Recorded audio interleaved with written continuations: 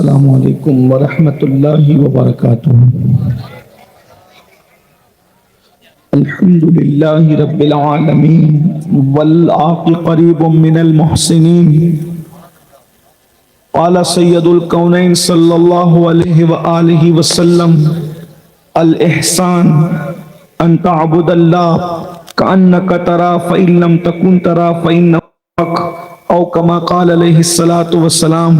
صدق اللہ وصدق رسول اللہ صلی اللہ تعالی علیہ وآلہ وسلم۔ ہارون مدد کن مدد کن مدد کن یا عین الدین چشتی۔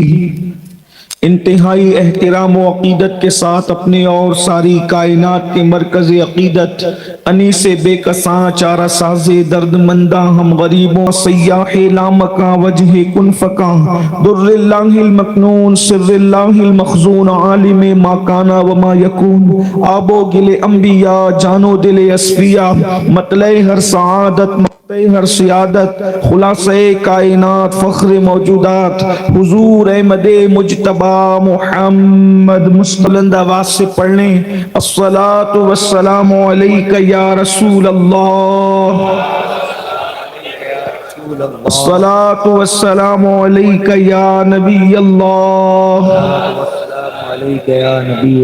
الصلاۃ والسلام علیک یا حبیب اللہ، وعلى آلك واصحابك یا نور اللہ، صلی اللہ تعالی علیہ وسلم۔ وہ سوے لالا زار پھرتے ہیں تیرے دن اے بہار پھرتے ہیں، جو تیرے در سے یار پھرتے ہیں در بدر یوں ہی خوار پھرتے ہیں۔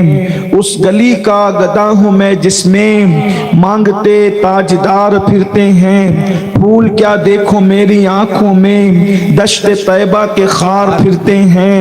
جان ہے جان کیا نظر آئے کیوں عدو گرد غار پھرتے ہیں، رکھیے جیسے ہیں خانہ زاد ہیں ہم مول کے عیب دار پھرتے ہیں، رکھیے جیسے ہیں خانہ زاد ہیں ہم یا رسول اللہ، رکھیے جیسے ہیں خانہ زاد ہیں ہم مول کے عیب دار پھرتے ہیں۔ لاکھوں قدسی ہے کار خدمت پر لاکھوں گرد مزار پھرتے ہیں، اور کوئی کیوں پوچھے تیری بات رضا تجھ سے کتے ہزار پھرتے ہیں۔ آج کی یہ محفل سلطان السلاطین، تارک السلطنت، تارک الدنیا،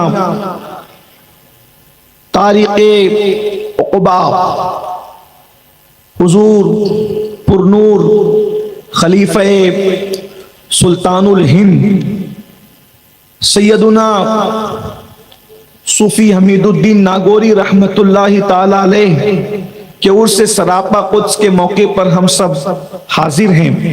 مجھ سے پیشتر برادر گرامی قدر حضرت علامہ سید نور میاں صاحب قبلہ نے صوفی صاحب رحمت اللہ علیہ کی زندگی سے کچھ روشنی لے کر ہمیں اشارے دیے۔ ان سے پیشتر حضرت علامہ حافظ اللہ بخش صاحب، حضرت علامہ ابو بکر اشرفی صاحب، حضرت علامہ حافظ سعید صاحب اور بھی لوگوں نے اپنی اپنی خدمات پیش کی، اللہ تعالیٰ قبول فرمائے۔ ہمارے حافظ جناب قاری شریف صاحب نے بھی بہت اچھا کلام نور میاں صاحب کا لکھا ہوا پیش کیا۔ اب تھوڑا سا وقت ہے، کچھ حضور تارک الدنیا و تارک عقبہ حضور سیدی صوفی حمید الدین ناگوری رحمت اللہ تعالی علیہ کے فیوز و برکات کے حوالے سے کچھ باتیں کی جا سکے، اس کے لیے میں تھوڑی سی ابتدا میں تمہید کا کچھ سہارا لے کر پہلے آپ کی خدمت میں یہ پیش کرنا چاہتا ہوں کہ حضور غریب نواز نے اپنی پوری زندگی میں تقریباً 90 لاکھ کو ایمان کی دولت عطا کی، لاکھوں کی تعداد میں آپ کے مریدین ہیں اور درجنوں کی تعداد میں آپ کے خلفاء ہیں، لیکن میری اپنی ناقص معلومات کے مطابق ایک صوفی حمید الدین کے علاوہ سرکار غریب نواز خلفاء میں بھی کسی کو صوفی نہیں کہا گیا۔ صرف صوفی کا لقب اگر بارگاہ غریب نواز سے کسی کو عطا کیا گیا ہے تو وہ ایک ہی ہستی ہے، حالانکہ غریب نواز کے خلفاء میں قطب الاقطاب سرکار غریب نواز کے جانشین سیدنا بابا قطب الدین بختیار کاکی جیسی ہستی بھی موجود ہے۔ سرکار غریب نواز کے خلفاء میں حضرت فخر پاک شہزادہ چشت و سنجر فخر الدین چشتی رضی اللہ تبارک و تعالیٰ جیسی ہستی بھی موجود ہے۔ اتنی بڑی بڑی ہستیاں ہیں، اور بھی ایک طویل فہرست ہے سرکار غریب نواز کے خلفاء کی، مگر کسی کو صوفی نہیں کہا گیا۔ یہیں سے میں ایک بات آپ کے سامنے صوفی بزرگ کے بارگاہ سے تصوف کے حوالے سے جو غلط فہمی ہے اس کا ازالہ پیش کرنا چاہتا ہوں، اس لیے کہ 1857 کے بعد انگریزوں کی میز سے جتنے نوزائیدہ فرقے پیدا ہوئے ہیں سب نے اگر ٹارگٹ کیا ہے تو تصوف کو ٹارگٹ کیا ہے۔ اس کی وجہ یہ ہے کہ تصوف جو ہے اسلام کا مغز ہے، اسلام کا گودا ہے۔ اگر اسلام سے تصوف کو نکال دیا جائے تو پھر اسلام میں بچتا کیا ہے؟ اسی لیے اسلام دشمن طاقتوں نے ہمیشہ ٹارگٹ جو ہے وہ تصوف کو کیا ہے۔ کسی نے کہا تصوف جو ہے وہ رہبانیت کی دوسری شکل ہے، کسی نے کہا تصوف جو ہے عیسائیت کی دوسری شکل ہے۔ غرض کے تصوف کو الگ الگ انداز سے جو ہے وہ تان کا شکار کیا گیا، لیکن اللہ اکبر آج مغربی دنیا تصوف کی کروڑہ کروڑ مخالفت کے باوجود تصوف کی طرف مائل ہے۔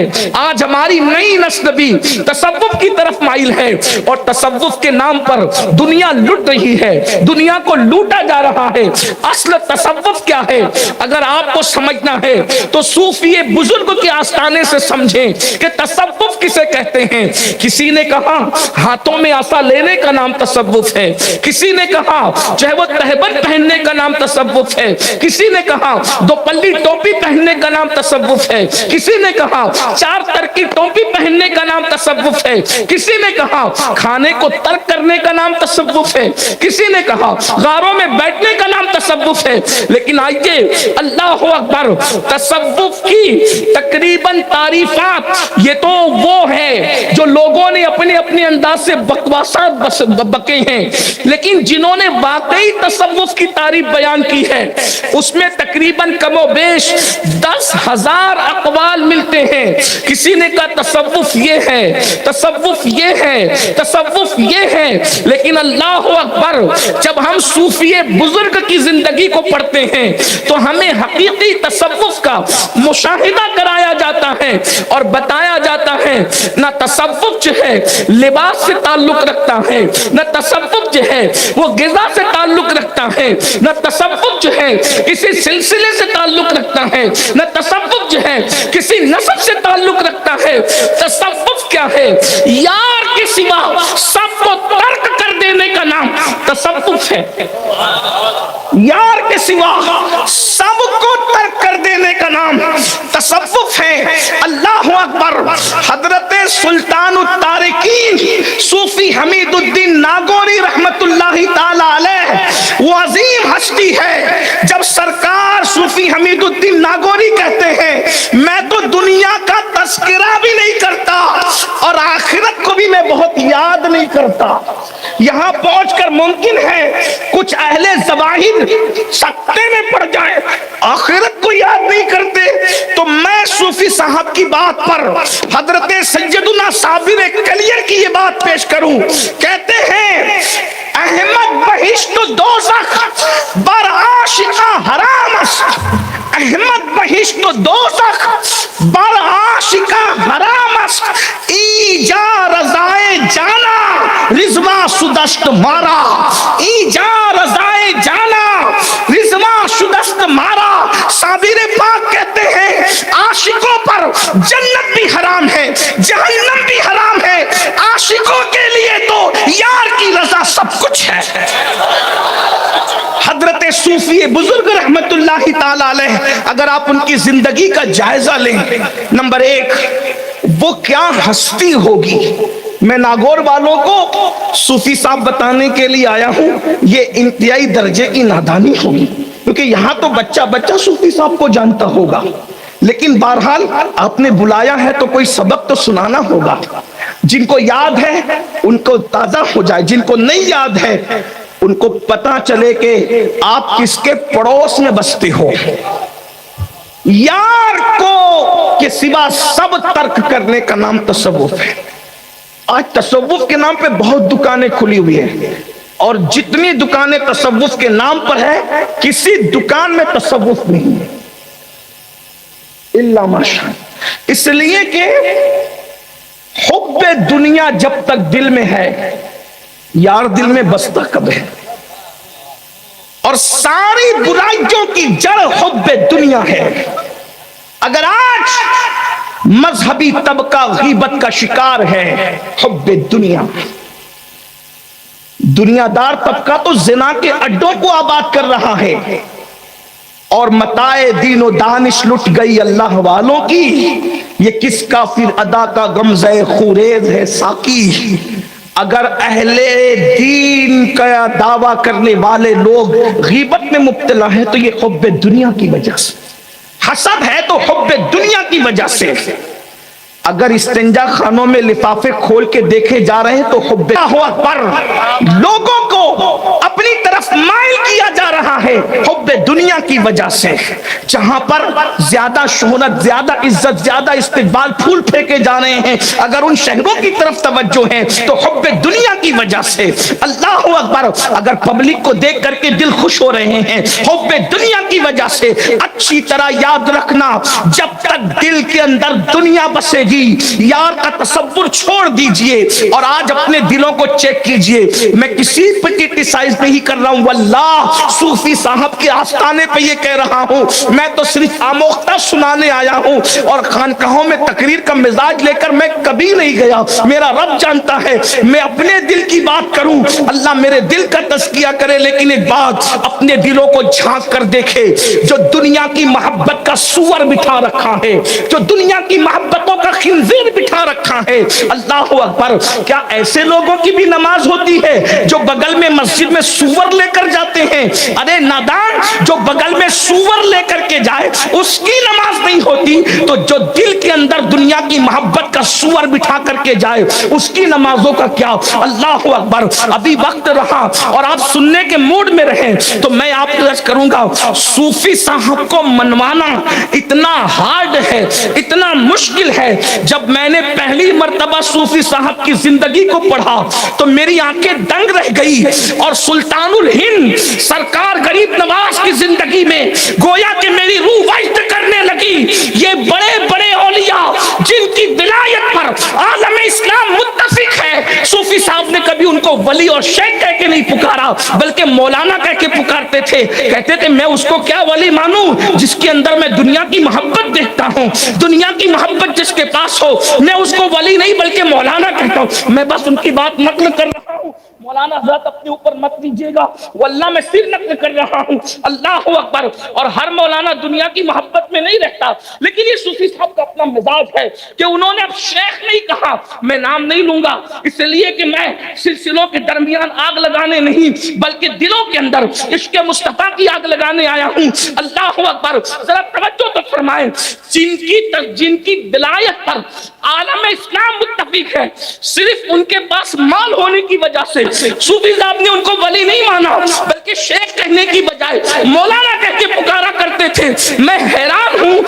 سرکار شیخ الشیوخ شیخ شہاب الدین سہروردی رضی اللہ تعالیٰ جیسی ہستی جس کے بارے میں غوث پاک فرماتے ہیں کہ شہاب الدین سہروردی وہ ہے کہ میرے بعد اب بغداد میں بلکہ عراق میں سب سے آخری جو بزرگ ہوا ہے، اب شہاب الدین کے بعد قیامت تک شہاب الدین جیسا ولی ایران کی سرزمین کبھی نہیں دیکھ سکتی۔ حضرت صوفی صاحب ان سے اتنا متاثر تھے کہ اپنے مریدوں کو کہتے تھے اگر کچھ پانا ہے تو عوارف المعارف کا مطالعہ کرو۔ شیخ شہاب الدین سہروردی کی کتاب پڑھنے، لیکن ان کے بہت سارے خلفاء کو کبھی انہوں نے ولی مانا ہی نہیں۔ جھگڑا ایک تھا، جھگڑے سے مراد یہ کہ اختلاف، یہ لڑائی صوفی کبھی نہیں لڑتا۔ صوفی کی پہلی پہچان ہے وہ جھگڑا نہیں کرتا، کیونکہ صوفیوں کا قول ہے جھگڑا کتے کرتے ہیں انسان نہیں کرتا۔ جب تصوف آتا ہے تو جھگڑا جاتا ہے، اور جو جھگڑتے ہیں وہ سب کچھ ہو سکتے ہیں، صوفی نہیں ہو سکتے، اس لیے کہ صوفی کا کام جوڑنا ہوتا ہے، صوفی کا کام توڑنا نہیں ہوتا۔ جو توڑتے ہیں وہ کبھی صوفی نہیں ہوتے، یاد رکھنا۔ لیکن یہاں پر ان مسلک کو جوڑنے کی بات نہیں کر رہا ہوں جن کو جڑنے سے صلح کلیت جنم لیتی ہے، نہیں، ان کو نہیں، بلکہ دودھ میں دودھ کو ملانا یہ کمال ہے، لیکن دودھ میں پانی کو ملانا یہ چٹنگ بازی ہے۔ تو میں دودھ میں دودھ کو ملانے کی بات کر رہا ہوں، کیونکہ جب دودھ دودھ سے ملتا ہے تو پھر جو ہے وہ فیض عام ہوتا ہے، کثرت ہوتی ہے، لیکن دودھ میں پانی ملتا ہے تو چٹنگ ہوتی ہے۔ اس لیے میری بات کا مفہوم مخالف مراد مت لینا، ورنہ میرا مسلک تو 2 اور 2 + 4 کی طرح بالکل واضح ہے۔ دشمن احمد میں شدت کیجئے، ملحدوں کی کیا مربت کیجئے، خیز میں جل جائے بے دینوں کے دل، یا رسول اللہ کی کثرت کیجئے، شرک ٹھہرے جس میں تعظیم حبیب، اس برے مذہب پہ لعنت کیجئے چرچا انہی کا صبح و شام، جانے کافر پر قیامت کیجئے، انہیں جانا انہیں مانا نہ رکھا غیر سے کام، للہ الحمد میں دنیا سے مسلمان۔ نعرہ تکبیر، نعرہ رسالت، مگر جو نعرہ حیدری۔ صوفی کبھی توڑنے کی بات نہیں کرتا صوفی، لیکن میں جب حضرت صوفی حمید الدین کی زندگی، بہت پڑھا لکھا تو نہیں لیکن تھوڑا بہت پڑھا، تو مجھے پتا چلا کہ جو اتنے بڑے بڑے کو ولی نہ مالے مولانا کہہ کے گزر جائے، جس نے غریب نواز کو اپنا مرشد مانا ہوگا، اے میرے مرشد غریب نواز تمہاری عظمتوں پہ قربان، جو لوگوں کو اپنا مرید نہ سمجھنے کے لیے تیار ہو، ایسے شخص نے جب آپ کو پیر مانا ہے تو مرشد واللہ، پھر تمہاری عظمتوں کو کروڑوں سلام ہو۔ اللہ اکبر۔ غریب نواز کی ہستی کیا ہوگی جن کے غلاموں میں صوفی صاحب جیسے لوگ موجود ہیں۔ کیسا صوفی جس کی بیوی کو دوپٹہ نصیب نہ تھا۔ میں تو مخدومہ خدیجہ کو یہ کہنے پہ مجبور ہو گیا کہ عورتیں رابعہ پہ رشک کرتی ہے۔ جو میں نے خدیجہ مائی کی زندگی کو پڑھا تو میں اس نتیجے پہ پہنچا کہ اگر رابعہ حیات ہوتی تو خدیجہ مائی کی زندگی پہ رابعہ رشک کرتی۔ میں اپنے جملوں کا خود ذمہ دار ہوں واللہ۔ اس کی وجہ یہ ہے، ارے رابعہ بڑی صوفی اور کلندرہ تھی لیکن دوپٹہ تو موجود تھا، مگر مائی خدیجہ کے حال یہ ہے کہ انہوں نے خدا کی محبت میں بغیر دوپٹے کے، بلکہ یہ نہیں کہ کھلے سر رہی، دوپٹہ نہیں تھا پھر بھی اپنے فراق کے دامن کو دوپٹہ بنا کر ایک مرتبہ پھر جو ہے نفس یزید کو کچل کر کوفہ میں سیدہ زینب کی سنت کو از سر نو زندہ کر کے بتا دیا ہے کہ اگر رابعہ ہوتی تو خدیجہ کی زندگی پہ رشک کرتی۔ حضرت مائی خدیجہ کی عظمت کا عالم کیا ہے، اللہ اکبر۔ اور پھر شوہر کو یہ مشورہ دینا، بادشاہ وقت ایک شہر اور 5 صدر یعنی 500، اس زمانے میں 500 دے رہا ہے، تو کہتی کیوں لیتے ہو؟ کیونکہ میں نے سود کاٹ رکھا ہے، اگر اس کو بیچ دوں گی تو میرا دوپٹہ بھی بن جائے گا اور آپ کی تہبند بھی آ جائے گی۔ ذرا غور تو فرمائیں، جن کے تزکیے کا یہ عالم ہے۔ حضرت صوفی بزرگ نے پوری زندگی میں کبھی کسی سے نظر قبول نہیں کی، کبھی نظر قبول نہیں کی، لیکن کچھ لوگوں کی قبول کی تو یہ کہہ کر کہ دیکھو صوفی کا ذہن، کہتے اگر ان کی نظر قبول نہ کروں تو دل ٹوٹنے کا خوف ہوتا ہے، دل نہ ٹوٹ جائے اس لیے کچھ لوگوں کی نظر کو قبول کرنا پڑتا ہے۔ یہ صوفی بزرگ کا مشن ہے۔ آئیے میں آپ کے سامنے حضرت صوفی بزرگ کی سرکار غریب نواز کسی کی اقتداء میں جلدی نماز نہیں پڑھتے تھے۔ غریب نواز جو امام الہند ہے قیامت تک، ہم اقبال کے امام الہند کے قائل نہیں ہیں. کیا کہنا بھائی، واہ. اقبال تمہاری عظمتیں اپنی جگہ ہے، لیکن ہم آپ کے امام الہند کو امام الہند نہیں مانتے. ہائے ہائے ہائے. ہمارا امام الہند تو وہ ہے جس نے 90 لاکھ کو ایمان کی دولت عطا. حق ہے. سبحان اللہ. جو اقبال کو مانتے وہ برا نہ مانے. اقبال کے امام الہند اور ہمارے امام الہند میں فرق یہ ہے کہ اقبال کے امام الہند پر ابھی فیصلہ ہی نہیں ہو سکا کہ وہ صرف تخیلات میں ہے یا حقیقت بھی ہے، اور جو ہمارا امام الہند ہے وہ 90 لاکھ کو ایمان کی دولت عطا کرتا ہے. اللہ اکبر. ہمارا وہ امام الہند ہے جو اللہ اکبر کٹورے میں دریا کو سموتا نظر آتا ہے. ہمارا وہ امام الہند ہے جو اکیلا آتا ہے اور لاکھوں کے سینے میں عشق رسول کا چراغ روشن کر دیتا ہے.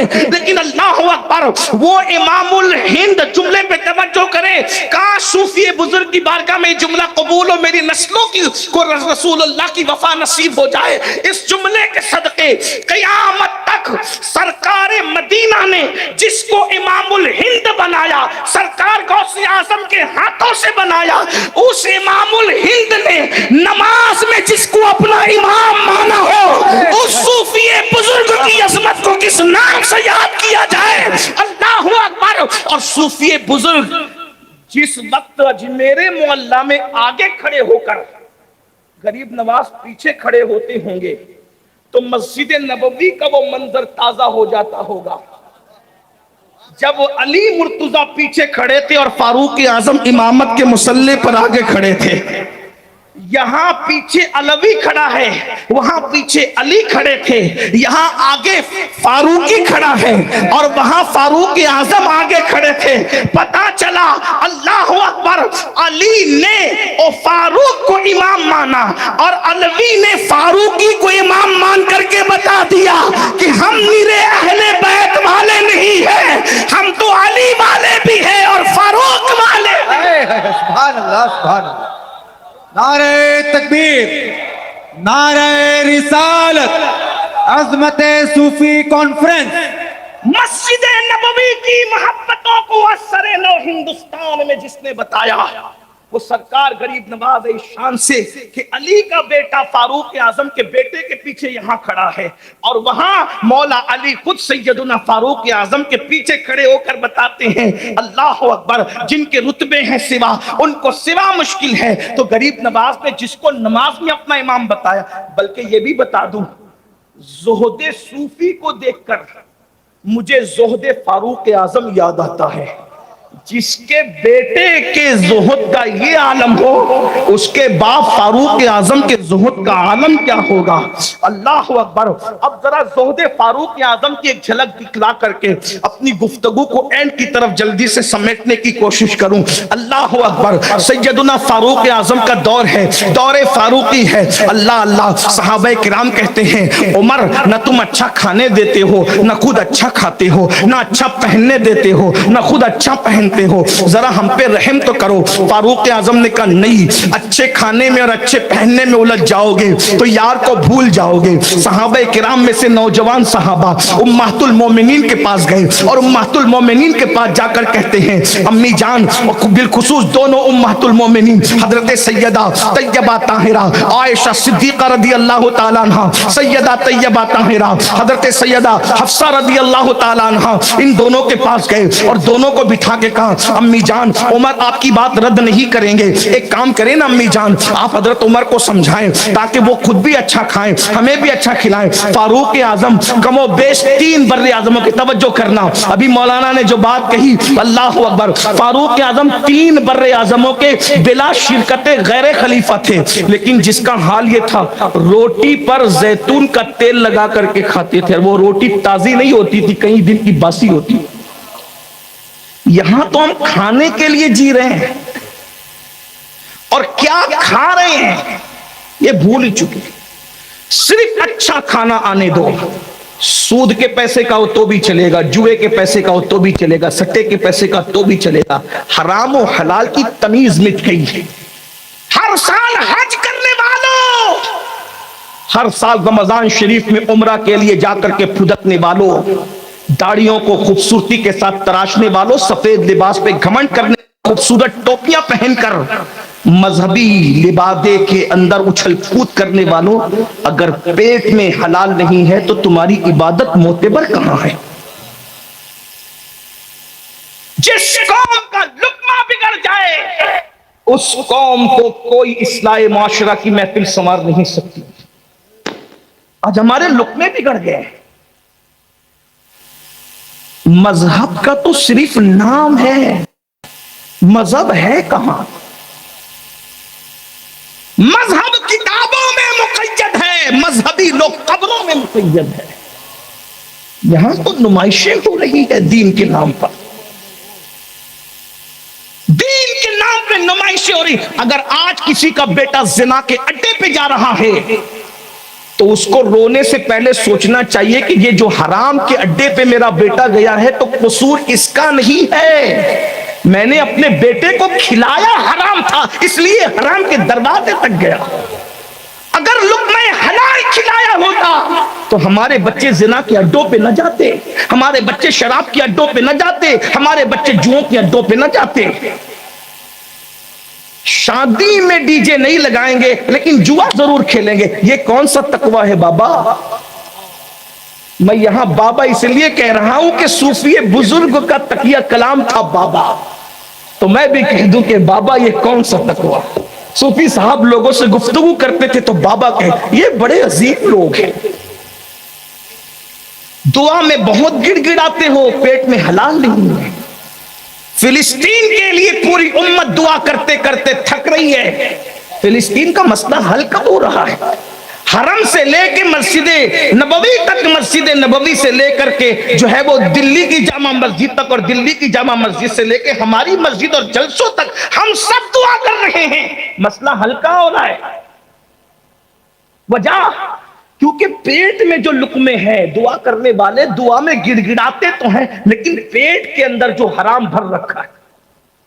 اللہ کے رسول علیہ السلام فرماتے ہیں جن کے پیٹ میں حرام روزی ہے نہ ان کی دعا قبول ہوتی ہے نہ ان کی عبادت قبول ہوتی ہے۔ ناگو شریف والو، باشنی والو، گرد و نواح سے آنے والو، اگر اللہ والا بننا ہے تو پہلے اپنا لقمہ چیک کرو، اپنے دلوں کو چیک کرو، دلوں میں دنیا کی محبت بٹھا۔ سگے بھائی سے حسد ہے، یہ دنیا کی محبت نہیں۔ اپنے مسجد کے اماموں سے حسد ہے، یہ دنیا کی محبت نہیں۔ اپنے مرشد زادوں سے حسد ہے، یہ دنیا کی محبت نہیں ہے۔ دنیا میں جب تک کہ ڈوبے رہو گے، دنیا کی محبت ساری برائیوں کی جڑ ہے۔ ایک جملہ سن لیں، ایک صوفی نے کہا تھا سور کھانے اور شراب پینے سے اتنا نقصان نہیں ہوتا جتنا دنیا کی محبت سے نقصان ہوتا ہے۔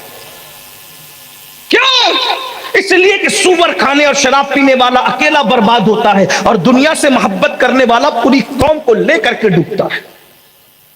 دنیا کی اسلام یہ نہیں کہتا کہ دنیا چھوڑ دو، لا رہبانیت فی الدین، دین میں رہبانیت نہیں، یہ اسلام کہتا ہے دنیا میں رہ کر تاریخ دنیا بنو۔ دنیا میں رہ کر دنیا کو کس طرح، جیسے امام غزالی فرماتے ہیں کشتی اگر دریا میں ہے تو کامیاب ہے لیکن دریا کشتی میں آ جائے تو کشتی ڈوب جائے گی۔ ایسے تم دنیا میں رہو، دنیا تمہارے اندر نہیں رہنا چاہیے۔ جیب میں کتنا ہی رہے دل میں نہ رہے۔ صدیق اکبر دعا کرتے تھے امت کا سب سے پہلا صوفی، امت کا سب سے بڑا صوفی، اللہ اکبر، امت کو تصوف کی خیرات عطا کرنے والا، افضل البشر بعد الانبیاء بالتحقیق سیدنا ابو بکر صدیق کی دعا تھی مال دے، مال کی محبت نہ دے، عزت دے، عزت کی محبت نہ دے، شہرت دے، شہرت کی محبت نہ دے، مولا سب دے لیکن اس کی محبت نہ دے، سب رہے مگر دل میں تیری یاد باقی رہے، دل میں تیری محبت رہے۔ اللہ اکبر، سیدنا صدیق اسی لیے تو پورا مال دے دیا، پورا مال دے دیا اور ٹاٹ پہن لیا، اس لیے کہ خردورہ لباس یہ صوفیوں کی پہچان ہے۔ جس نے یار کی محبت میں سب سے پہلے ٹاٹ اور گدڑی پہنا ہے اس صوفی کو صدیق اکبر کہتے ہیں۔ یہ سب انہی کی نقل کر رہے ہیں، انہی کے رشتے پہ چل رہے ہیں۔ تو میں عرض کرنے لگا تھا کیا دنیا کی محبت سے کنارہ کش ہوئے، سرکار غریب نواز نے ان کو اپنا امام بنایا۔ امام فرماتے تھے کہ معین الدین اور حمید الدین الگ نہیں ہے، کیا جملہ ہے! فنائیت کا درجہ کیا تھا صوفی بزرگ کا! فرماتے تھے کہ معین الدین اور حمید الدین الگ نہیں ہے، یہ فنائیت تھی حضرت صوفی بزرگ کے پاس۔ ایک مرتبہ دلی بلاوا آیا، اب بات ایک دو بات میں بات سمیٹ لوں گا کیونکہ مجھے سفر کے لیے جانا۔ ایک مرتبہ دلی بلاوا آیا، ایک بڑا مسئلہ تھا۔ مسئلہ یہ تھا کہ ایک بزرگ نے دوسرے بزرگ پر حسد کی وجہ سے الزام لگایا۔ اب نام تو دونوں بزرگ کا نہیں لوں گا کیونکہ میرے لیے تو دونوں بزرگ ہیں۔ جن کو تحقیق کرنا ہے تو پھر وہ کتابیں دیکھ لے تو دونوں کے نام پر۔ ویسے میری قوم کو ناموں کا تجسس بہت ہے، کام چل جائے بھائی، نام چھوڑو، کچھ ہم اپنی اصلاح کر رہے ہیں۔ وہ دونوں بزرگ تو کامیاب ہو گئے، ان کا بیڑا پار ہو گیا، اب اپنا معاملہ بھی ہے۔ تو ایک بزرگ نے حسد کی وجہ، پتہ چلا کہ حسد اتنی بری چیز ہے کہ بزرگوں کو بھی بزرگوں پہ الزام لگانے پہ مجبور کر دیا۔ اسی لیے سرکار غوث پاک اپنے خطبات میں حسد اور تکبر پہ بہت گفتگو کرتے ہیں۔ کہتے تھے شیطان کا گھر جس نے ویران کیا ہے اسے حسد کہتے ہیں۔ اور حسد کر کے شیطان کتنا سازشی بنا کہ دونوں میاں بیوی کو جنت سے نکلوائے۔ لیکن پھر غوث پاک یہ بھی کہتے ہیں حسد کرنے والے کا نقصان ہے، جس سے حسد کیا جا رہا ہے اس کا نقصان نہیں ہے، اس لیے کہ حسد سے سازش کر کے دو نکالا تھا، دو کو نکالا تھا، یہ حسد تھا۔ مگر جب جائیں گے تو دو نہیں جائیں گے، کروڑوں کو ساتھ لے کے جائیں گے۔ یہ حسد جس سے کیا جا رہا ہے اس کا کیا نقصان ہوا؟ نکلے دو تھے، کروڑوں واپس لے کر کے جائیں گے، لیکن یہ جناب اندر نہیں جائیں گے۔ اس سے پتا چلا ہاں یہ نہیں جائیں گے، اس لیے کہ حسد کرنے والا کبھی محسود سے آگے نہیں بڑھ سکتا، اس لیے حسد والے نہ بنو۔ آج کسی کو خوبصورت دیکھ رہے ہو حسد کر رہے ہو، کسی کی عزت دیکھ رہے ہو حسد کر رہے ہو، کسی کا علم دیکھ رہے ہو حسد کر رہے ہو، کسی کا تقویٰ دیکھ رہے ہو۔ سرکار غوث پاک فرماتے ہیں حسد نیکی کو ایسے کھا جاتا ہے جیسے سوکھی لکڑی کو آگ کھا جاتی ہے، بلکہ حسد کرنے والے مرتے وقت ان کی زبان پہ کلمہ بھی باقی نہیں رہتا۔ اللہ سے نکالو حسد۔ کپڑے بہت صاف پہن رہے ہو، ذرا دل بھی صاف کر، اور تصوف دلوں کی صفائی، تھوڑا یہاں آ کے بیٹھا کرو نا، یہاں کے بیٹھا۔ حضرت عبداللہ ابن مسعود کہتے تھے کہ جب زمین کے اوپر کوئی نہ ملا کرے تو زمین کے اندر والوں کے پاس جا کے بیٹھ جایا کرو، اس لیے کہ ہمارے یہاں اندر اور اوپر کی کوئی قید ہی نہیں ہے، جو فیض اوپر ملتا تھا وہی فیض اندر بھی ملتا ہے، بلکہ اندر جا کر کے تو اور پرواز تیز ہو جاتی ہے، اور پرواز تیز۔ یہ یہاں آ کر کے بچے مانگتے ہو، مانگو، اچھی بات ہے، دولت مانگتے ہو، مال مانگ، کبھی ان سے یہ بھی کہا کرو کہ جو آپ کا دل صاف ہو گیا تھا تھوڑا ذرا نظر ڈال کے ادھر بھی صفائی کر دو، تھوڑا دل صاف کرو نا۔ اور جب تک دل صاف نہیں ہے آپ تہجد پڑھنے کوئی فائدہ۔ میں آپ کو نمازوں سے دور کرنے نہیں ہے، لیکن یاد رکھیں دلوں کی صفائی شرط ہے۔ حضرت صوفی صحابی کا قول ہے، کہتے بغیر وضو نماز نہیں ہوتی، اصل وضو تو دل کی صفائی کرنا ہے، اصل وضو دل کی صفائی کرنا ہے، اصل غسل دل کے تزکیے کرنا ہے۔ پوری محنت صوفیہ نے بڑھا تو ایک بزرگ نے ایک بزرگ پہ الزام لگایا، بادشاہ وقت نے دو بزرگوں کو بلایا، بھئی فیصلہ تم دونوں آ کے کرو۔ بادشاہ شمس الدین التمش کا نام سنا، انہوں نے بلایا دلی، دونوں بزرگ، اب دونوں کا نام نہیں لیتا لیکن ایک میں صوفی صاحب بھی تھے، نام بھی لیتا ہوں کیونکہ یہ فیصلہ کرنے آئے تھے، نہ الزام لگانے والوں میں تھے نہ الزام لگنے والوں میں تھے، لیکن ان کا نام لیتا ہوں۔ ایک تھے حضرت ہمارے بزرگ صوفی بزرگ حضرت صوفی حمید الدین ناگور، دوسرے بزرگ تھے حضرت شیخ بہائے ملت وطین حضرت سیدی بہاؤالدین زکریا ملتانی۔ ہاں یہ ڈائریکٹ خلیفہ ہیں شیخ الشیوخ شیخ شہاب الدین عمر سہروردی۔ اب گئے تو فیصلہ تو ہو گیا، فیصلہ جس بزرگ پہ الزام لگا تھا ان پہ ہو گیا کہ وہ بے گناہ ہے، جنہوں نے لگایا تھا وہ مایوس ہو کے رہ گئے۔ اب گئے تھے تو وہاں بڑے مذاکرے ہوئے، اللہ والے ملتے تھے نا تو اس کی نہیں کرتے تھے، وہ علمی مذاکرے کرتے تھے۔ تو حضرت صوفی حمید الدین ناگوری رحمت اللہ علیہ نے فرمایا کسی بزرگ سے، اب میں یہاں نام نہیں لوں گا کیونکہ اب بات تھوڑی نازک آ رہی ہے، کسی بزرگ سے فرمایا کہ یہ کیسے ہو سکتا ہے کہ دولت بھی ہو اور دل میں خدا بھی ہو؟ دولت بھی ہو اور دل میں خدا، اس لیے کہ دولت ہوگی تو یار نہیں ہوگا، دل میں یار کا جلوہ نہیں ہوگا، اور جہاں یار ہوگا وہاں دولت کا پیار نہیں ہوگا۔ تو چونکہ جواب دینے والے مجیب بھی بڑے علم والے تھے، اپنے زمانے کے شیخ الاسلام تھے، اور شیخ الاسلام ان کو کینیڈا اور برطانیہ نے نہیں بنایا تھا، شیخ الاسلام ان کو بنایا تھا ان کے پیر و مرشد۔ غور فرمائیں، غور تو کریں کہ اس دور کا شیخ الاسلام آج سے تقریباً 600-700 سال پرانا دور کا، اس دور کا مسلمان بھی کتنا اچھا تھا، تو اس دور کا شیخ الاسلام کتنا بڑا رہا ہوگا۔ تو شیخ الاسلام نے جواب دیا کہ یہ مال اور دولت آپ نہیں رکھتے، ہم رکھتے ہیں۔ تو اس کی وجہ یہ ہے کہ آپ کی جو بزرگی ہے وہ بڑی سیدھی سادی، جواب بڑا حسن، میں شیخ الاسلام پہ قربان، جواب میں بہت حسن ہے، بڑی منطق ہے، بڑی فلسفیانہ گفتگو ہے، بڑی علمی ندرت ہے۔ شیخ الاسلام جواب دیتے ہیں صوفی تمہاری جو بزرگی ہے وہ بہت سادہ ہے، اور جہاں سادگی ہوتی ہے وہاں نظر لگنے کا اندیشہ کم ہوتا ہے۔ دیکھیں تو صحیح نا، دیکھیں صحیح، سمجھنے کی کوشش کریں۔ میں بہت فلسفیانہ گفتگو جو انہوں نے کی تھی بہت سادہ سے لفظوں میں سمجھا، اللہ کرے سمجھ میں آئے کہ بزرگی آپ کی بہت سادہ ہے، اس لیے جو جہاں سادگی وہاں نظر لگنے کا اندیشہ نہیں ہوتا، تو آپ کی بزرگی صوفی بہت سادہ ہے تو آپ کو نظر لگنے کا خوف نہیں ہے۔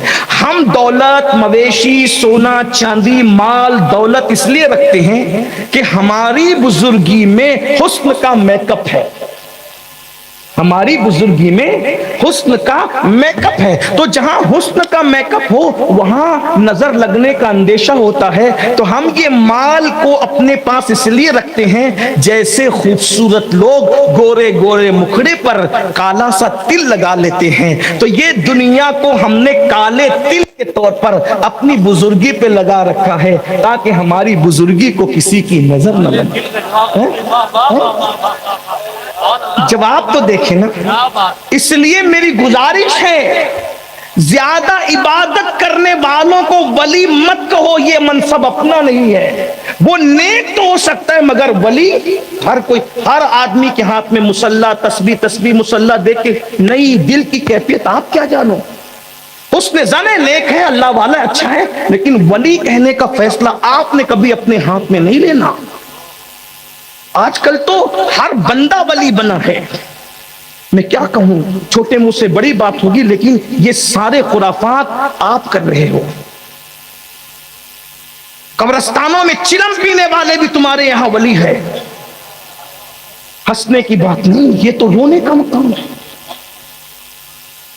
جو عورتوں سے پیر دبواتے ہیں وہ بھی تمہارے یہاں ولی ہے، انگلیوں میں انگوٹھیاں ہیں 10 انگلیوں میں، وہ بھی تمہارے یہاں ولی ہے۔ جو انکار کرنے پر آئے ہیں وہ تو گوشت پاک اور غریب نواز کو بھی ولی نہیں مانتے، اور جو ماننے پر آئے ہیں وہ شریعت کا مذاق اڑانے والوں کو بھی ولی مان دے۔ ایسے لوگوں کو ولی بنا کر کے تم اپنے بزرگوں کو مشکوک کر رہے ہو، اس لیے یہ جرم اپنے سر مت لیجئے۔ نیک مان دو، اللہ والا مان، لیکن ولی ولی ولی پھر ولی ہوتا ہے۔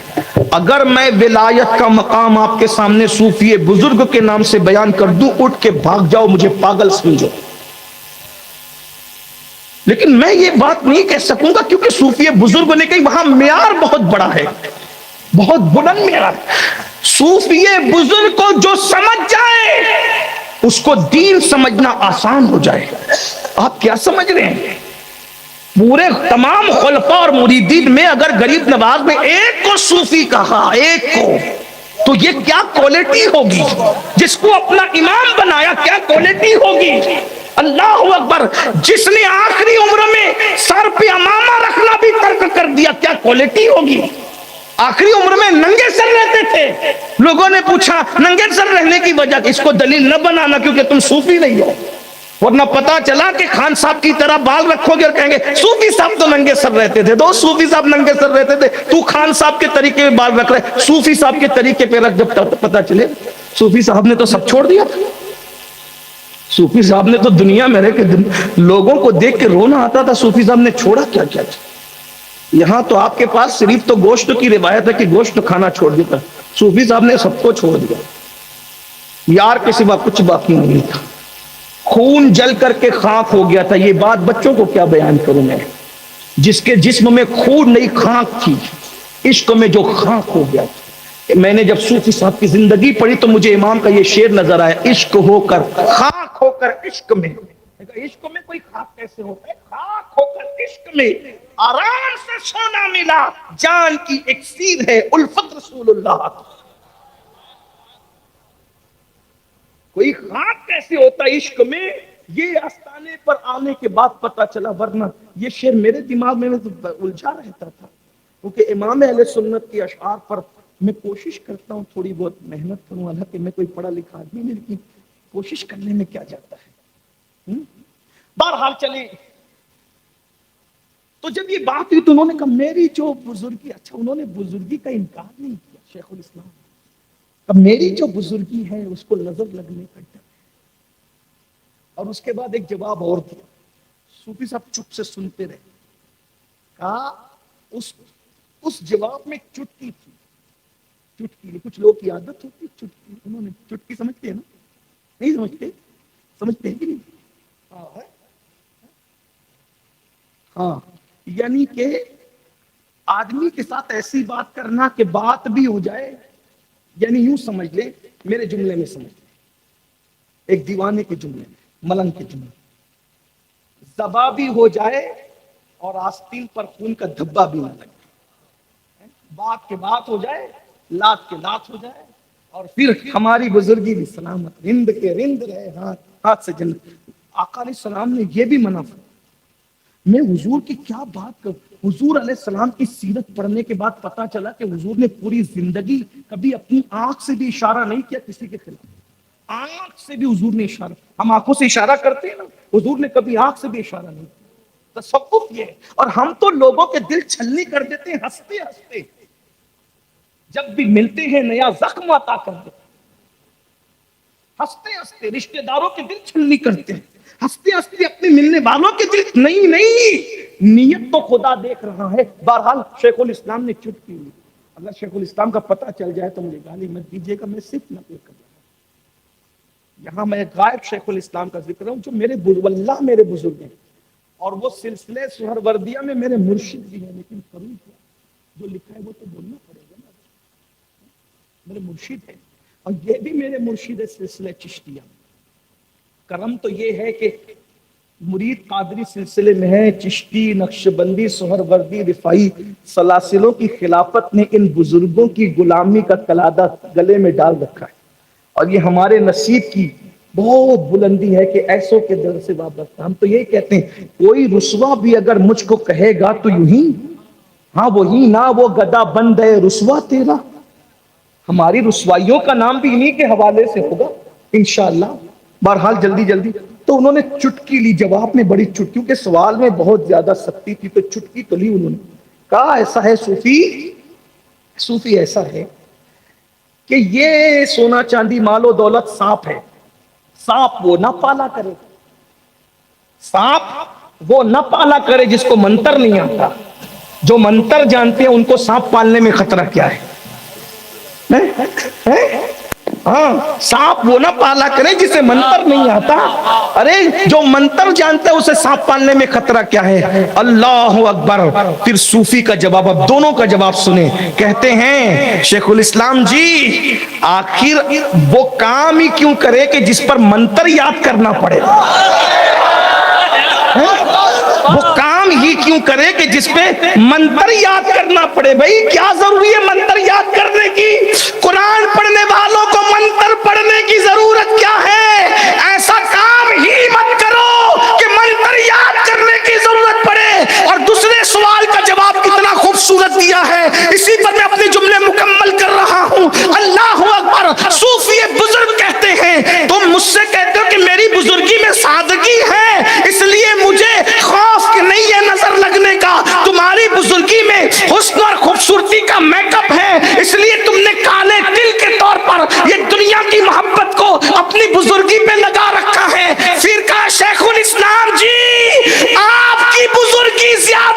خوبصورت ہے یا مدینے والے کی بزرگی زیادہ خوبصورت ہے؟ کس کے اندر حسن زیادہ ہے؟ بعد از خدا بزرگ توئی، قصہ مختصر، ان سے بڑا بزرگ کون ہوگا؟ جہاں سے بزرگی آدم کو ملی، جہاں سے بزرگی سلیمان کو ملی، جہاں سے بزرگی یوسف کو ملی، ہر بزرگ کو بزرگی وہاں سے ملی۔ جملہ کہہ دوں، مخلوق کے اندر ہر بزرگ کو بزرگی دامن مصطفیٰ سے وابستگی کے بعد ملی ہے، حتیٰ کہ بزرگی کو بھی جہاں سے بزرگی ملی ہے وہ آمینہ کے لال کی چوکھٹ ہے۔ آپ کہتے ہو ہماری بزرگی کو خوف ہے نظر لگنے کا خوبصورت، تو تمہاری بزرگی خوبصورت ہے یا ان کی بزرگی تم سے زیادہ خوبصورت ہے؟ جب وہاں پیٹ پہ پتھر ہے تو یہاں دولت کیوں ہے؟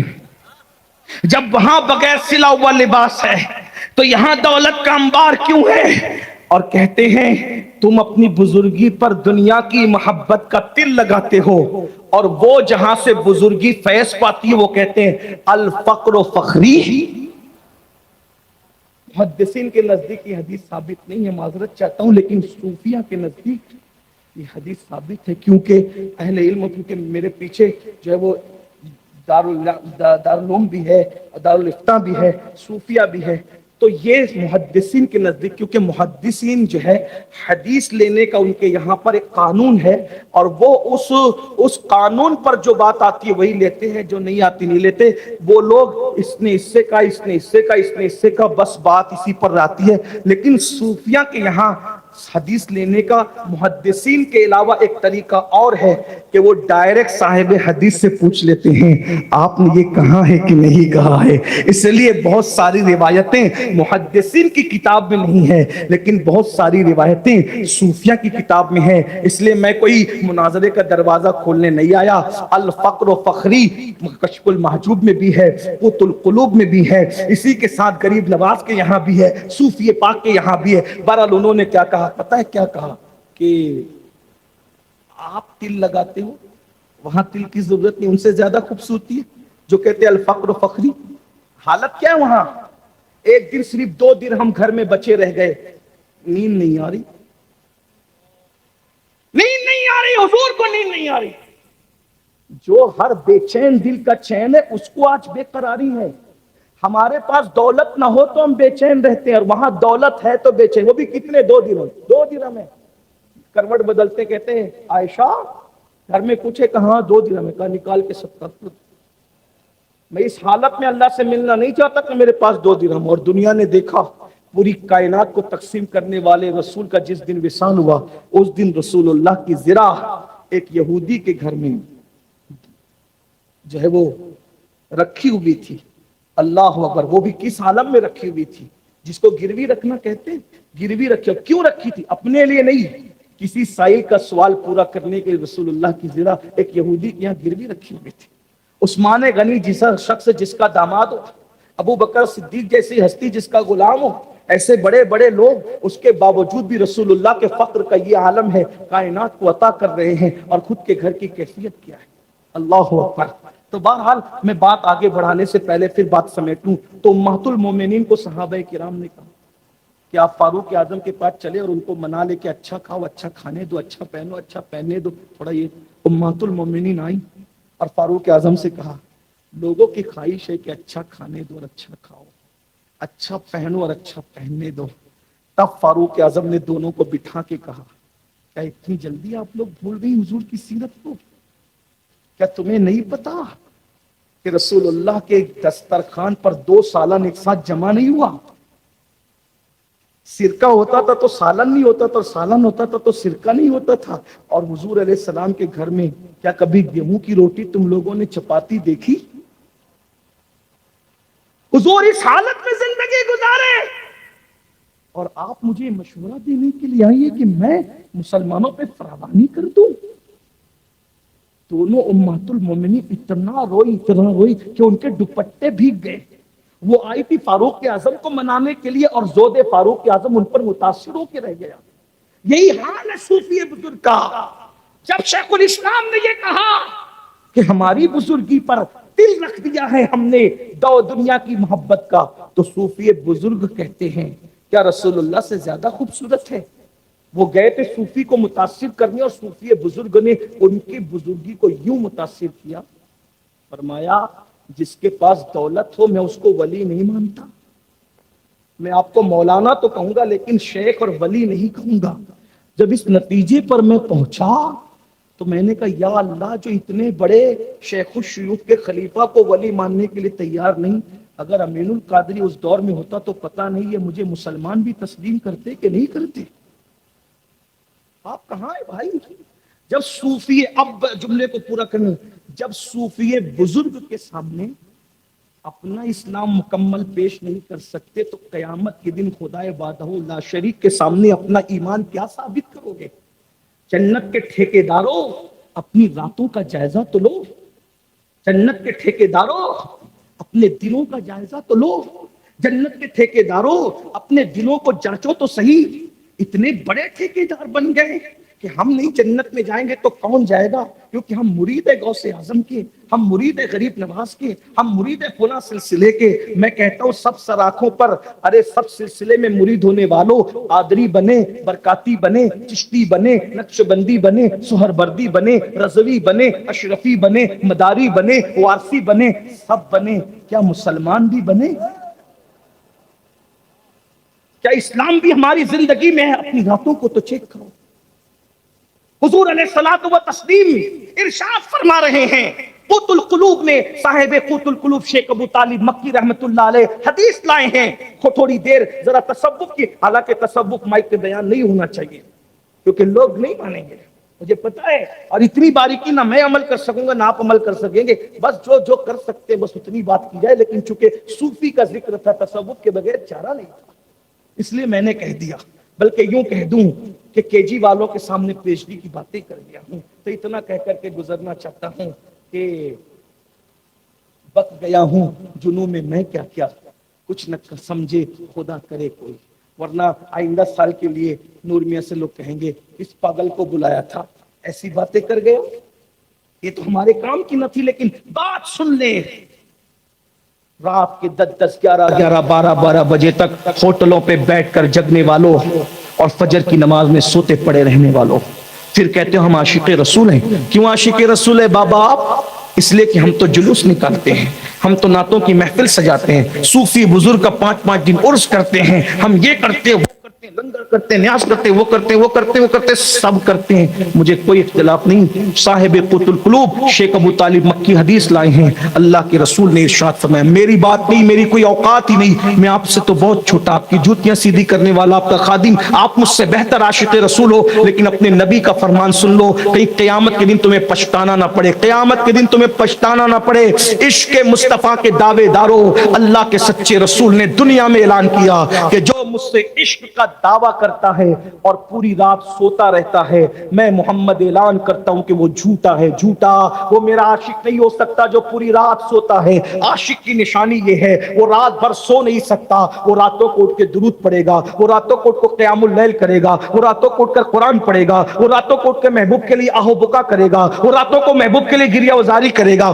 آقا فرماتے ہیں جو رات بھر سو جائے وہ میرا عاشق نہیں ہو سکتا، اگر سو جائے تو عاشق نہیں ہو سکتا۔ جو راتوں کو نرم گدوں پر لیٹ کر زنا کی فلمیں دیکھیں وہ کیسے عاشق ہو سکتا ہے؟ جو کانوں میں ایئر فون لگا کر کے گانے سنے وہ عاشق کیسے ہو سکتا ہے؟ میں یہ نہیں کہہ رہا ہوں ناگور والوں، باستی والوں کہ تم عاشق نہیں ہو، میں تو محبوب کی بات نقل کر رہا ہوں، میرا کام تو صرف نقل کرنے کا ہے، اور میں تو تم سے بھی زیادہ گرا پڑا ہوں۔ سوچو، اللہ اکبر، جو صرف سو جائے، سونا کیا گناہ تھا بھائی، سونا کیا گناہ تھا، سونا کیا گناہ تھا، لیکن آقا فرما رہے ہیں جو پوری رات سوتا ہے، میں محمد اعلان کرتا ہوں روحی فدا صلی اللہ علیہ وآلہ وسلم، آقا فرماتے ہیں محمد الرسول اللہ کا اعلان ہے، جو پوری رات سوتا ہے وہ عشق مصطفیٰ میں جھوٹا ہے، جھوٹا کذاب ہے، وہ کذاب جھوٹا ہے، اس لیے کہ عشق ہوگا راتوں کو درود پڑے گا، سلام پڑے گا، عبادت کرے گا، گریہ کرے گا۔ میں سوچتا ہوں جو رات کو سو جائے وہ عاشق نہیں ہے حضور کے یہاں،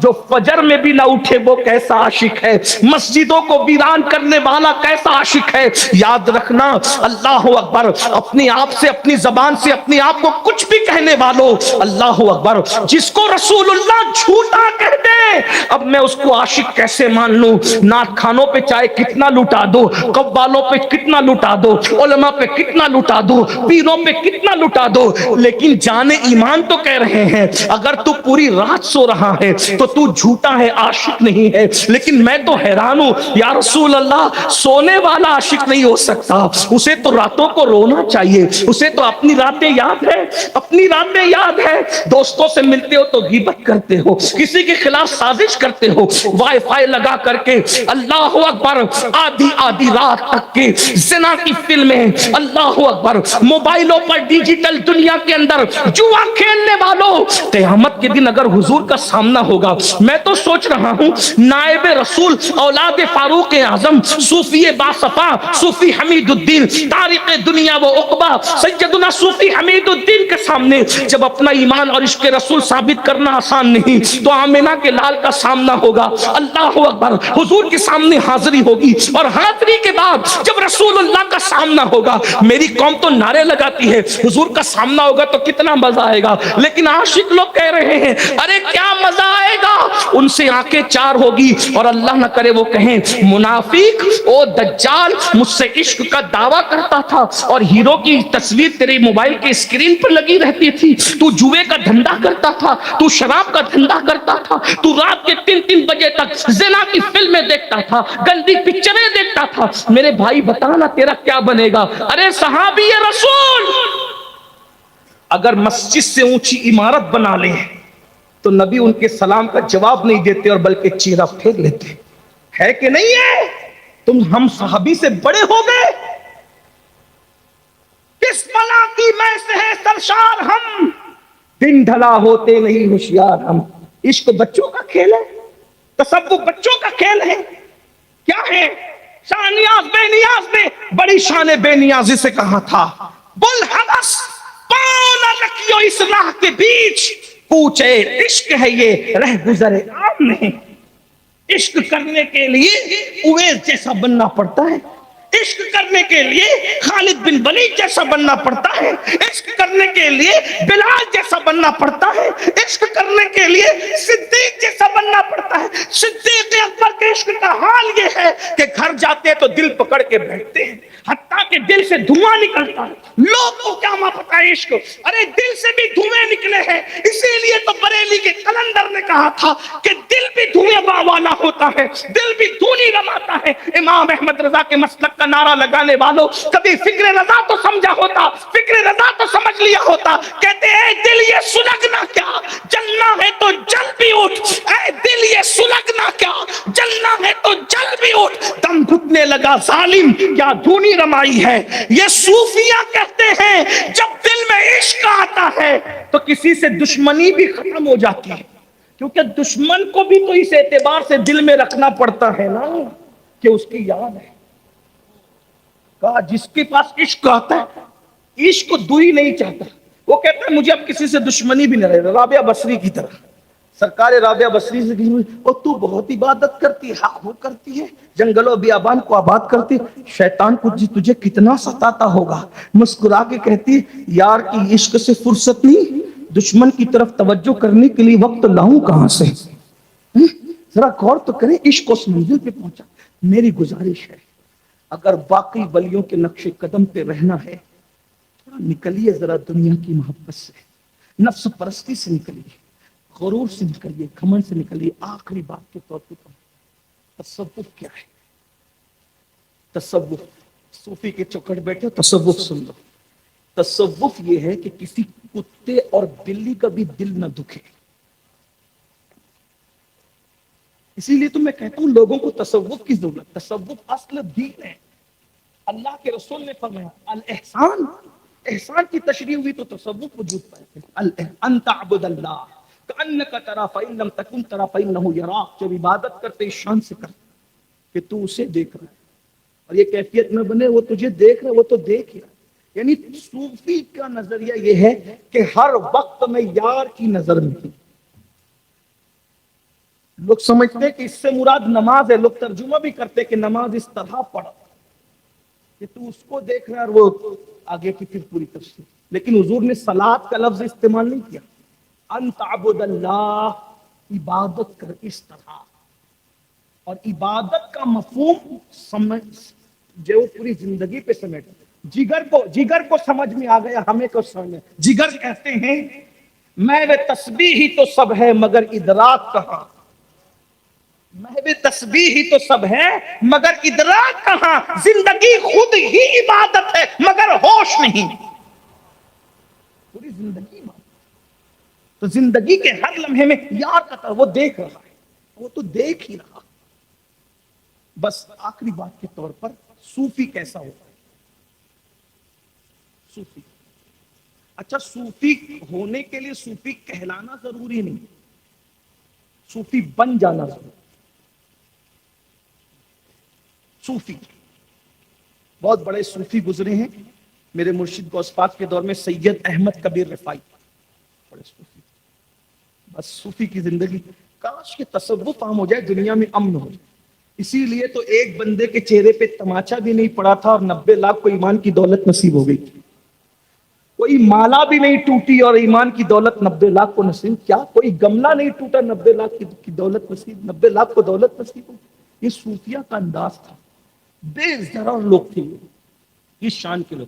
سید احمد کبیر رفاعی. بس آخری بات، اگر تصوف سمجھنا ہے اور اس پر پھر آپ بہت پڑھ لیجئے گا، اللہ آپ کو توفیق دے، مجھے بھی توفیق دے. سیدی احمد کبیر رفاعی سو رہے ہیں. صوفی لوگوں کا جو لباس ہے نا، وہ لباس بھی عجیب الگ قسم کا ہے. عجیب تو نہیں کہوں گا، الگ قسم. صوفی لوگ تنگ لباس نہیں پہنتے. ہم لوگ تو تھوڑا فیشن پرست ہو گئے. وہ لوگ تنگ لباس نہیں، ان کا لباس بڑے کشادہ ہے. صوفیوں کے یہاں ڈھیلے ڈھالے لباس. ہم لوگوں نے تنگ کیا تو آپ اس سے زیادہ تنگ کرنے لگے. اب تو جلدوں پہ ٹچ ہے لباس. ہاں، اللہ خیر فرمائے. بہت چست لباس نہیں پہننا چاہیے. اتنا ڈھیلا بھی نہیں پہننا چاہیے کہ لوگوں کو شک ہو کہ آپ کسی اور کا پہن کر. صوفیوں کا ایک اپنا انداز ہے. دیکھیں، اور ان کے آستین جو ہے نا وہ زیادہ چوڑی ہوتی تھی. صوفیہ کے یہاں اس طرح سے جو صوفیانہ لباس ہے، اب تو وہ دکھتا بھی نہیں. وہ میں بتاتا ہوں آپ کو کیسے ہوتا تھا. وہ یہاں سے ایسے آتا تھا اور پھر نیچے آ کر کے وہ بہت گھیر میں تبدیل ہو جاتا تھا. آپ اس میں غور کریں گے نا تو جب وہ نیچے گھیر آتا ہے نا تو ستر عورت پر بہت زیادہ پہرا ہو جاتا ہے. یہ اس کی حکمت ہے. صوفیہ کا جو قدیم لباس. اور یہ تو کہنے کی بات ہے، لباس صوفیہ تو چادر اڑتا. صوفی صاحب کی زندگی میں لکھا ہے کئی دنوں تک تو ان کو اوپر کی چادر بھی نصیب نہ تھی. ایک تہبند پہ انہوں نے زندگی کا وقت بہت گزارا، بہت ٹائم گزارا. 1 بیگھہ زمین تھی، اس پہ کھیتی کرتے. اچھا ایک بات اور، آپ بات بڑھتی جا رہی لیکن کہ میری فلائٹ نہ چھوٹے.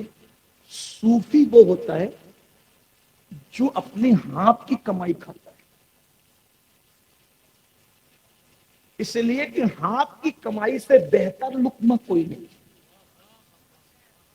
اسی لیے سرکار غوث پاک کو دیکھے کئی ملکوں میں مال تجارت جاتا تھا غوث پاک کا. ہم تو دوسروں کا اڑا اڑا کھائے جا رہے ہیں. میں تو کہتا ہوں شاید ہم لوگ کبھی صوفی بن ہی نہیں پائیں گے، لیکن اگر ان لوگ کی نظر پڑ گئی تو شاید کچھ کام بن جائے.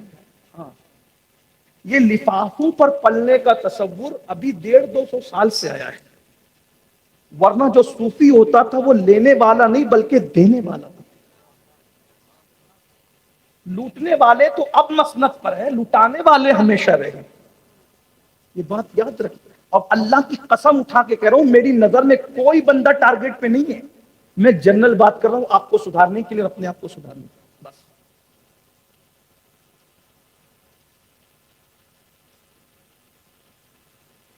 حضور سیدی احمد کبیر رفاعی رضی اللہ تعالیٰ عنہ آنکھ لگ گئی. وہ چوڑی چوڑی آستین، وہ اس طرح سے ادھر سے تنگ ہو کر کے ایسے کھلتی تھی. بڑی آستین چوڑی ہوتی تھی صوفیہ کی. آپ سو رہے تھے، اس آستین پر بلی سر رکھ کر سو گئی. دیکھیے یہ صوفیہ ہے.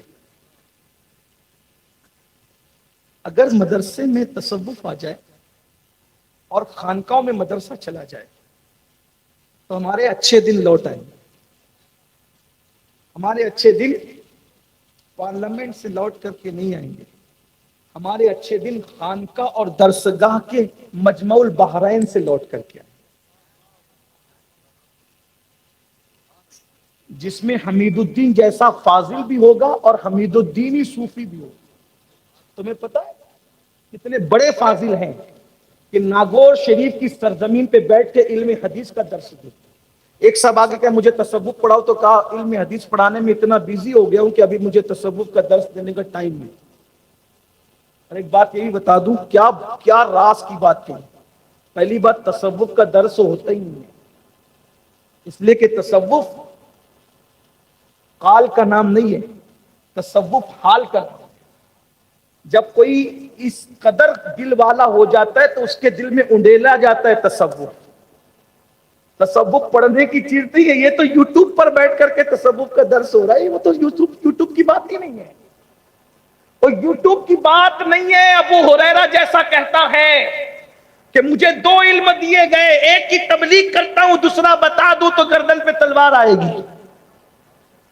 تو جہاں ابو ہریرہ مدرس نہیں بنتے وہاں یہ یوٹیوب والے کب سے مدرس بن گئے تصوف کے. یہ تو حال ہے بھائی. اور آپ لوگ بھی یہ یوٹیوب پر جو ہے یہ پڑھ کر کے ایسا ہو, یہ پڑھ کے ایسا ہو, گڑبڑ نہ کرو. ابھی سچے مسلمان بن جاؤ, دروازے خود ہی کھل جائیں گے. والذین جاہدوا فینا لنہدینہم سبلنا. جو اللہ کی راہ میں کوشش کرتے ہیں اللہ ان کے لیے راستے پیدا کر دیتا ہے. تصوف کے چکر میں یعنی یہ کہ کوئی سکھا دے گا نہیں. صوفی صاحب نے کہا مجھے ٹائم ہی نہیں ہے, اس لیے کہ وہ جانتے تھے کہ تصوف جو اتنا بندہ ہو کہ اس کو یہ ابھی پتا نہیں کہ تصوف سیکھا بھی جاتا ہے کہ نہیں سیکھا جاتا ہے. تصوف مجھے تو علم حدیث کا درس, یہ اتنے بڑے فاضل, کتنے بڑے فاضل ہیں علم حدیث کا درس دے رہے. اور یہاں بیچارے صوفی اتنے پڑھے لکھے ہیں کہ وہ یزید اور یجید میں بھی فرق نہیں کر پا رہے. شیطان اور شیطان میں بھی ابھی فرق نہیں ہو رہا ہے, اور وہ صوفی ہیں. اس لیے کہ وہ صوفی ہے, وہ صوفی ہے بھائی. اور یہاں صوفی دیکھو اتنا بڑا, ہندوستان کا سب سے بڑا صوفی جو علم حدیث کا درس دے رہا ہے اور درس تصوف دینے سے منع کر رہا ہے. چلیں اگر آئی گئے تو سن لیجئے. حضرت سیدی احمد کبیر رفاعی کی آستین پر بلی سو گئی. رات کا آخری پہر تھا, تہجد کے بعد آنکھ لگ گئی. صوفی صاحب حضرت احمد کبیر رفاعی سرکار کی آنکھ, اذان ہوئی تو آنکھ کھلی, تہجد پڑھ کے لیٹے تھے, آنکھ کھلی تو دیکھا بلی سو رہی ہے.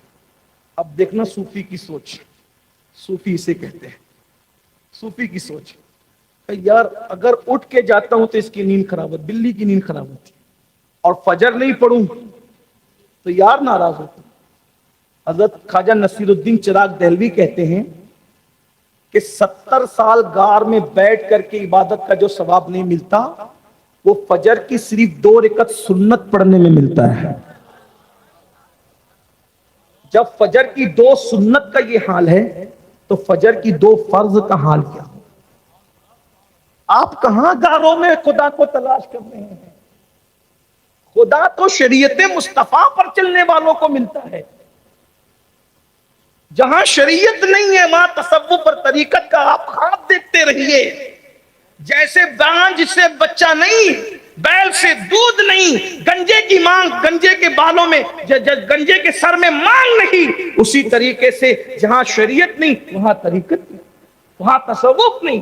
شریعت کا ہونا ضروری ہے. حضرت سیدی احمد کبیر رفاعی کہتے ہیں, اب سوچ لیں بلی کی نیند, اور بلی کی نیند خراب ہونے کا خیال ہے صوفی کو. اور یہاں تو ڈی جے بج رہا, دھام دھوم دھمال ہے, بچے اس امتحان کی تیاری کر رہے ہوں گے, کوئی خیال نہیں. کوئی بیمار کرا رہا ہوگا, کوئی خیال نہیں. ارے بیماروں کی نیند کا خیال کرتے ہوئے رسول اللہ نے زور سے قرآن پڑھنے کی اجازت نہیں دی رات کو. زور سے تلاوت نہ کرو, بیمار اور سونے والوں کا خیال کرو. جس مذہب میں بیمار اور سونے والوں کے خیال سے اللہ کا کلام زور سے پڑھنے کی اجازت نہیں, وہ مذہب کے ماننے والے پوری رات دھمال کرتے ہیں. کہاں ہے مذہب سے اپنا مذہب سیکھا ہی کہاں؟ لوگ گالیاں نہ دیں گے تو کیا ہوگا؟ بہرحال سیدی احمد کبیر رفاعی نے سوچا نماز پڑھوں کہ بلی کی نیند کا خیال کروں، تو دل میں خیال آیا نماز بھی پڑھوں گا بلی کی نیند کا خیال بھی کروں گا، نقصان اپنا کرنا ہے۔ کسی سے کہا کینچی لاؤ، کینچی منگوائی اور اپنی آستین کو کاٹ دیا، بلی کی نیند کا خیال کیا، گئے نماز پڑھی، نماز پڑھ کے آئے تو بلی جا چکی تھی۔ آپ نے اس کے بعد اس کو لیا اور سی لیا، لوگوں نے کہا عیب پیدا ہو گیا، کہا کپڑے میں عیب ہوا، اس کا کوئی نقصان نہیں، اگر اس کی نیند خراب کر دیتا تو قیامت میں اللہ کو جواب کیا دیتا۔ میرے بھائی یہ تصوف ہے، آئیے نظر اس تصوف کی طرف، ان کی بارگاہ سے اگر کچھ لینا ہے اللہ تعالیٰ سے دعا ہے اللہ ہمیں اصل تصوف کی طرف رخ کرنے کی توفیق عطا فرمائے۔ گفتگو کے درمیان کوئی غلطی ہو تو اللہ تعالیٰ معاف کر دے۔ استغفر اللہ ربی من کل ذنب و اتوب الیہ وما علینا الا البلاغ۔